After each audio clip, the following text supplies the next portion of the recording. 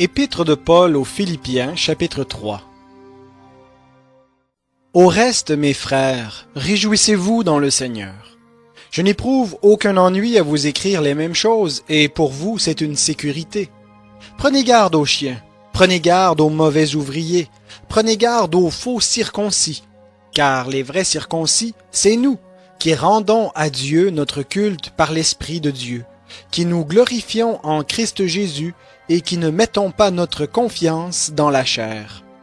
Pourtant, moi-même, j'aurais sujet de mettre ma confiance dans la chair.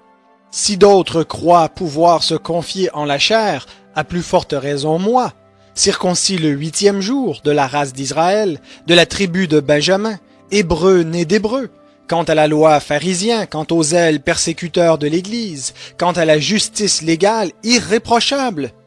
Mais ce qui était pour moi un gain, je l'ai considéré comme une perte à cause du Christ. Et même, je considère tout comme une perte à cause de l'excellence de la connaissance du Christ Jésus, mon Seigneur.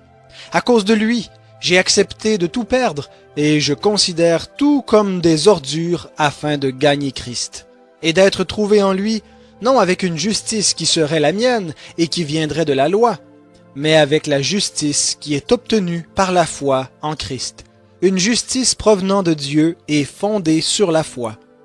Mon but est de le connaître, lui, ainsi que la puissance de sa résurrection et la communion de ses souffrances, en devenant conforme à lui dans sa mort, pour parvenir, si possible, à la résurrection d'entre les morts.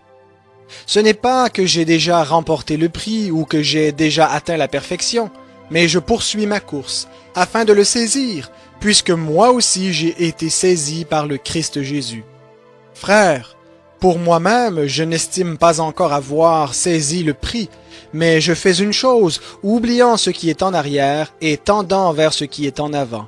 Je cours vers le but pour obtenir le prix de la vocation céleste de Dieu en Christ Jésus. Nous tous donc qui sommes des hommes faits, ayons cette pensée. Et si sur quelque point vous avez une pensée différente, Dieu vous révélera aussi ce qu'il en est. Seulement, au point où nous sommes parvenus, avançons ensemble. Soyez mes imitateurs, frères. Portez les regards sur ceux qui marchent selon le modèle que vous avez en nous. Il en est plusieurs qui marchent en ennemis de la croix du Christ. Je vous en ai souvent parlé, et j'en parle maintenant encore en pleurant. Leur fin, c'est la perdition. Leur Dieu, c'est leur vente. Ils mettent leur gloire dans ce qui fait leur honte. Ils ne pensent qu'aux choses de la terre. Pour nous, notre cité est dans les cieux. De là, nous attendons comme sauveur le Seigneur Jésus-Christ, qui transformera notre corps humilié en le rendant semblable à son corps glorieux par le pouvoir efficace qu'il a de s'assujettir toutes choses.